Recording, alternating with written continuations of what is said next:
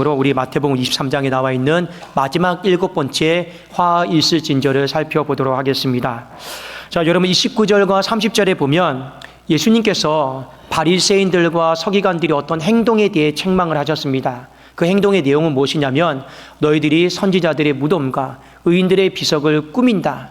여러분, 이것이 누군가를 기념하는 행위들이 잘못된 것은 아니죠. 실제로 유대인들이 선지자들의 무덤과 의인들의 비석을 꾸몄던 이유는 딱 한 가지였습니다. 그들의 어떤 믿음의 공적을 기억하고 그들의 어떤 믿음의 삶을 내가 따르고 또 우리도 하나님 닮아가자, 우리도 순종하자, 다시 한번 또 다짐하는 그런 마음으로 선지자들의 무덤과 의인들의 비석을 꾸몄거든요. 자, 그런데 이 바리새인들과 서기관들은 그런 마음으로 비석을 만들고 무덤을 만들지를 않았고 오히려 잘못된 동기, 교만한 마음으로 그렇게 했기 때문에 예수님이 오늘 책망을 하셨습니다. 자, 그들의 어떤 잘못된 마음은 뭐냐? 자신들의 신앙을 드높이는 거예요. 어떤 측면에서 그렇게 말씀하셨냐면 교만한 마음입니다. 자, 오늘 여러분 마태복음 23장 30절에 보면 이렇게 기록이 되어 있죠. 만일 우리가 조상 때에 있었더라면 우리는 그들이 선지자의 피를 흘리는데 참여하지 아니하였으리라 하니.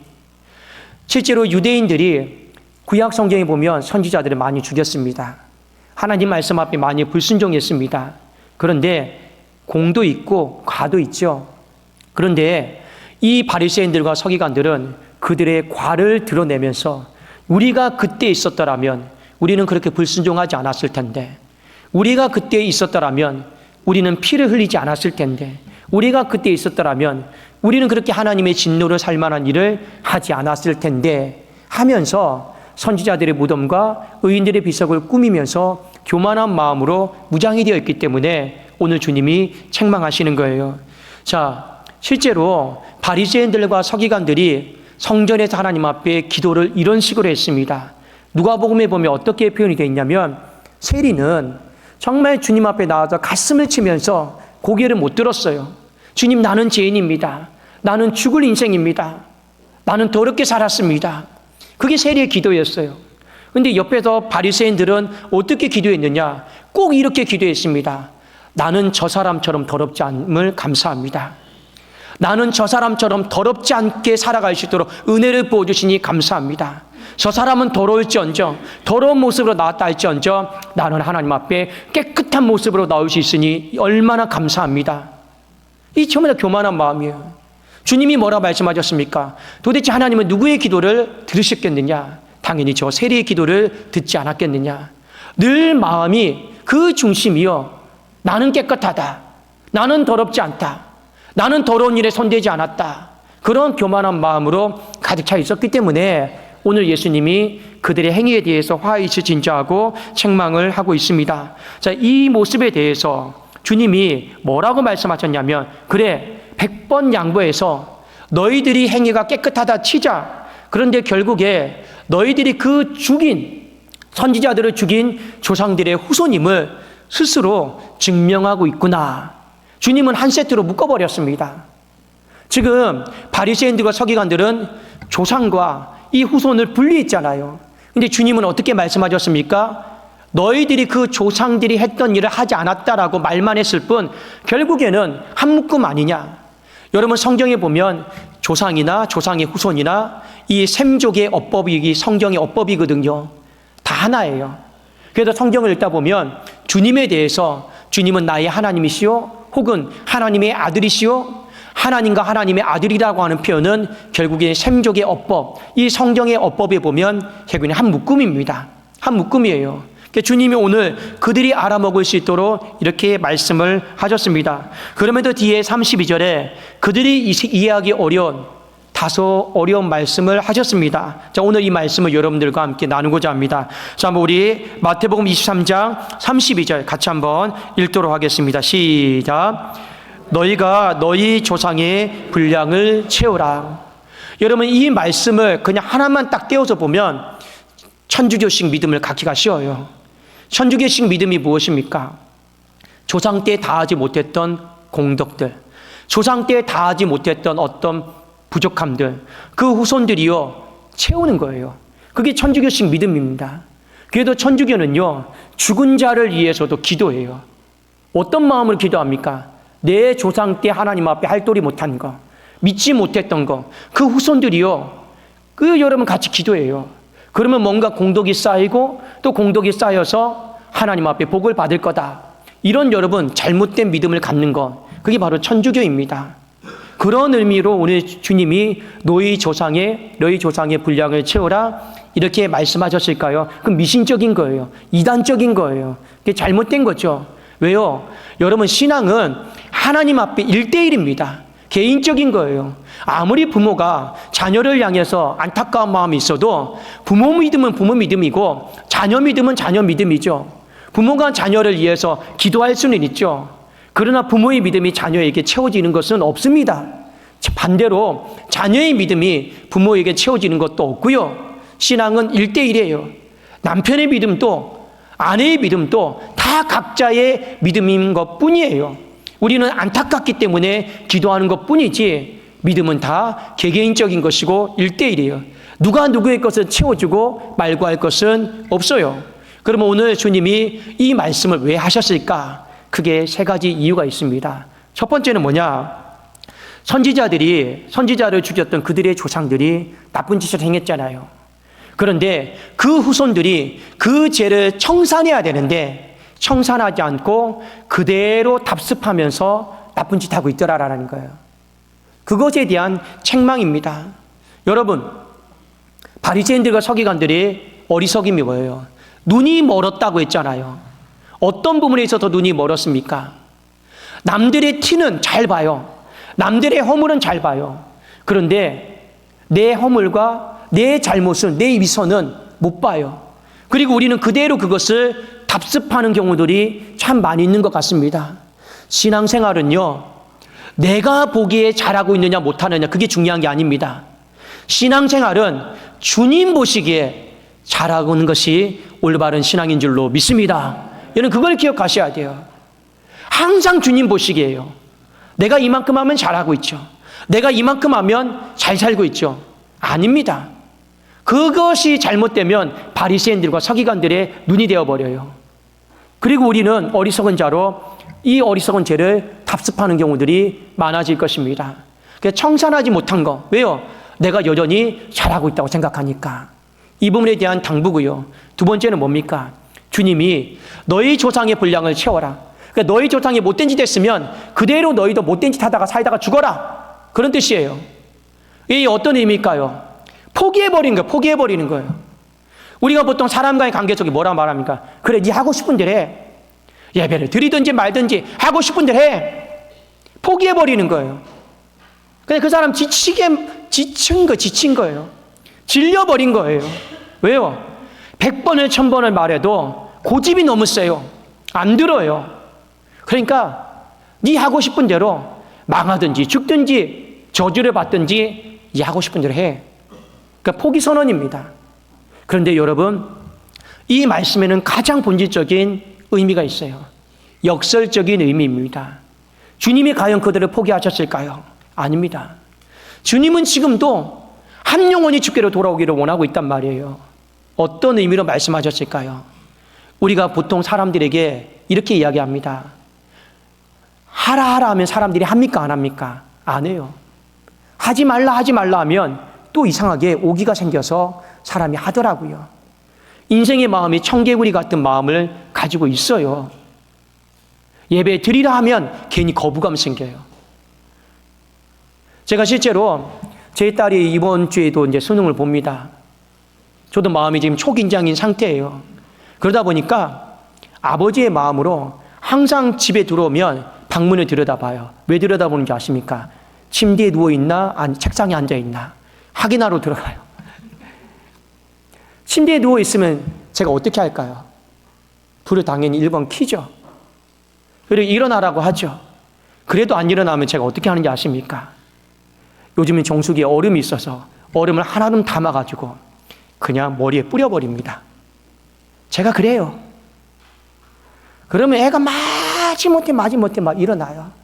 아마 그 애는 침대에 누워있고 그 밖에서 문소리가 들리는 게 두려울 거예요. 근데 어느 날 어느 날 딱 문을 열고 들어와서 방에 들어갔는데 자고 있어요. 자고 있어요. 제가 어떻게 했을까요? 불이 켜져 있더라고요. 근데 제가 불을 끄고 제 혼잣말로 이랬어요. 그냥 더 자라. 했는데 갑자기 방에 불이 켜져요. 그리고 나와서 책상에 앉아도 공부해요.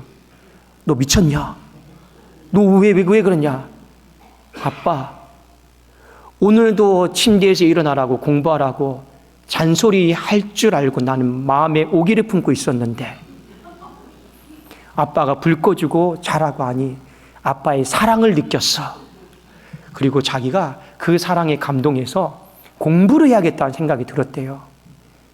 여러분, 사람의 마음이 청개구리 같아요. 주님 마음도 똑같습니다. 그렇게 하지 말라 하면 더 여러분 독한 마음 가지고 하고, 그렇게 하라고 하면 여러분 또 안 하고. 그러니까 주님이 역설적으로 그들에게 충격요법을 쓰고 있는 거예요. 살리고자 하는 말씀입니다. 근데 문제는 뭐냐? 주님의 이런 탄식이 있었음에도 불구하고 그들은 오히려 34절에 보면 주님이 또 선지자들 보냈을 때 죽이고 십자가에 못 박고 매질하고 잡으러 다니더라. 주님은 그들의 인생의 미래를 그렇게 내다보셨습니다. 문제는 뭐예요? 올바른 방향 속에도 분량을 채우며 살아야 되는데 여전히 잘못된 방향 속에서 분량을 채우며 살고 있더라라는 거예요. 그 뒤에 이렇게 말씀하셨죠.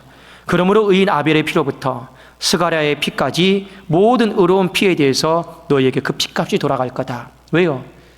잘못된 분량을 이어받아서 끝까지 채우니까요. 자, 여러분, 잠깐만 지식적으로 말씀을 드리겠습니다. 이 의인 아벨의 누굽니까? 인류 최초로 살인당한 사람이에요. 형 가인이 시기심 때문에, 미워하는 마음 때문에 죽였어요. 창세기 말씀에 나오죠. 또 그리고 스가랴가 나옵니다. 이 스가랴는 이 역대기에 나오는 선지자예요. 요아스 왕에게 더 이상 우상 숭배 드리지 마세요. 예배 바로 드리세요. 예배 제발 좀 바로 드리세요. 하고 외쳤는데 왕과 그 신하들이 듣기 싫어서 성전과 성전제단에서 그대로 그냥 죽여버렸어요. 자, 왜 이것이 처음과 끝으로 이렇게 나와 있느냐? 예수님 당시에는 아직 신약 성경이 없었잖아요. 그렇죠? 근데 예수님 당시에는 히브리 성경이 있었습니다. 히브리 성경이요, 크게 세 부분으로 구성이 되어 있는데 가장 첫 번째 부분이 율법서예요. 두 번째 부분이 예언서고 세 번째 부분이 성문서인데 그 율법서의 가장 첫 권의 책이 창세기요. 이 마지막 성문서의 가장 마지막 책이 역대기입니다. 그래도 말씀해 보면 처음으로 살인당한 아벨로부터 그리고 마지막에 살인을 당한 스가랴까지 이렇게 언급이 되어 있는데 중요한 것은 여러분 성경이 우리에게 말하는 게 뭡니까? 그 모든 세대가 그렇게 했는데 너희들이 그것에 대한 분량을 같이 잘못 채우는 분량으로 살아가고 있더라라는 겁니다. 여러분 오늘 본문의 말씀의 결론입니다. 한 해의 끝자락이 있습니다. 시간이 정말 빠르죠. 잘 채우고 살아가고 있습니까? 순종으로 믿음으로 내가 정말 이 남은 때를 채워가면서 살아가고 있느냐라는 거예요. 혹여 여러분 우리가 잘 채우기 위해서는 청산이 필요해요. 끊어내는 게 필요해요. 오늘 두 가지입니다. 아벨을 생각하십시오. 뭘 끊어내야 되느냐? 사람 미워하는 마음 끊어내셔야 돼요. 사람 여러분 지금까지 미워하고 있으면 그 잘못된 거예요. 사람을 향해서 우리가 순간순간 미운 마음 가질 수 있죠. 1월 달에 미워했던 사람 11월이 되었는데도 그 분량 채우면서 같이 미워하고 있다. 여러분 잘못해도 한참 잘못된 거예요. 내가 1월 달에 인사 안 할 수 있죠. 그런데 11월 달까지도 인사 안 한다. 그 내 신앙 돌아봐야 돼요. 그 살인자의 마음, 미운 마음이에요. 그렇지 않겠습니까? 그거 청산하시라라는 거예요. 그거 청산 안 하고 이 11월이 이렇게 말씀의 중간에 브레이크를 걸어줬음에도 불구하고 12월에도 인사 안 하고 12월에도 미워하고 나는 이 사람과 평생 나는 안 볼 거다. 그런 미운 마음을 가지고 있다라면 그건 살인자의 마음이에요. 하나님께서 안 기뻐하시는 마음이에요. 잘못된 분량을 채우는 마음이에요. 그러면 그 여러분 죄값을 어떻게 다 감당하시려고 그래요? 그렇게 해왔던 것에 왜 여러분 피를 더 얹으시냐라는 거예요. 그걸 어떻게 감당하시려고 그래요? 이 부분에 대해서 청산하시라라는 겁니다. 두 번째는 뭐예요? 여러분, 우리가 청개구리와 같은 마음을 갖고 있어요. 예배 드리십시오, 예배 드리십시오 하면 예배가 짐이 되고 부담이 되고 드리기 싫고, 또 우리는 또 누군가가 이렇게 권면을 하면 그냥 우리의 마음이 이런 마음이 있어요. 내 신앙 내가 알아서 한다. 당신이 뭔데 자꾸만 강요하냐. 우리 솔직히 이런 마음들 되게 많아요. 이 스가랴가 그 당시의 왕과 사람들에게 하나님 앞에 예배 잘 드려야 됩니다 하니까 그만하라고, 듣기 싫다고, 내 신앙 내가 알아서 한다고, 간섭하지 말라고. 그런데 하나님 보시기 아니잖아요. 그러니까 계속해서 권면하는 거예요. 듣기 싫으니까 어떻게 해요? 나 그 자리에 죽여버렸어요. 우리 안에 청산해야 될 마음이 뭐예요? 나는 안 드리겠다라는 마음으로 분량을 채우는 거, 그거 여러분 이제 회개하셔야 됩니다. 여러분은 마음 바꾸셔야 돼요. 하나님 앞에 천부의 의지 없어서 두 손 들고 나갑니다. 이제 내 남은 인생 하나님 앞에 예배자로 드리겠다라는 마음으로 여러분 이제 정리할 거 다 정리하시고 드릴 수 있기를 주의 이름으로 축원합니다. 우리에게 필요한 거예요. 마지막 세 번째 무엇입니까? 여러분의 마음을 화로 채우지 마시라라는 거예요. 화로 채우는 건 교만한 마음으로 채우는 거예요. 복으로 채우는 건 겸손한 마음으로 채우는 겁니다. 여기 뭐예요? 교만한 마음은 나는 더럽지 않습니다. 저 사람은 더러운데 나는 깨끗합니다. 저 사람은 틀렸는데 나는 옳습니다. 이게 여러분 교만한 마음 아닙니까? 이게 바리새인과 서기관들의 교만한 마음 아니겠어요? 나는 저 사람처럼 더럽지 않게 살도록 은혜 베풀어 주니 감사합니다. 나는 저 사람들은 틀린 삶을 살지 않으니 감사합니다. 이게 여러분 하나님 보시기에 이런 기도는 듣지도 않아요. 교만이에요, 교만. 오히려 우리는 하나님 앞에 어떻게 기도해야겠습니까? 하나님, 저 사람의 모습이 내 모습이 될 수 있겠군요. 저 사람의 허물이 내 허물이 될 수 있겠군요. 나도 저렇게 똑같은 행동을 할 수 있겠군요. 주님, 나를 붙들어 주시옵소서. 그런 마음으로 하나님 앞에 겸손한 마음을 기도하셔야죠. 그것이 화로 채우는 것이 아니고 복으로 채우는 삶이다라는 거예요. 여러분, 한 달 반 남았습니다. 시간이 정말 순식간이에요. 시간이 날아갑니다. 여러분이 이 한 달 반을요, 앞으로는 앞에까지는 어떻게 살았다 했잖아요. 그건 중요하지 않아요. 분명히 하나님께서 여러분의 인생에 오늘 말씀 때 브레이크 거시는 거예요. 이때 내가 너희 조상의 분량을 채우라고 하신 그 하나님의 말씀 앞에서 엉뚱한 방향으로 분량 채우지 마시고 올바른 방향으로 여러분의 남은 때의 분량을 복으로 잘 채울 수 있기를 주님의 이름으로 축원합니다. 기도하겠습니다.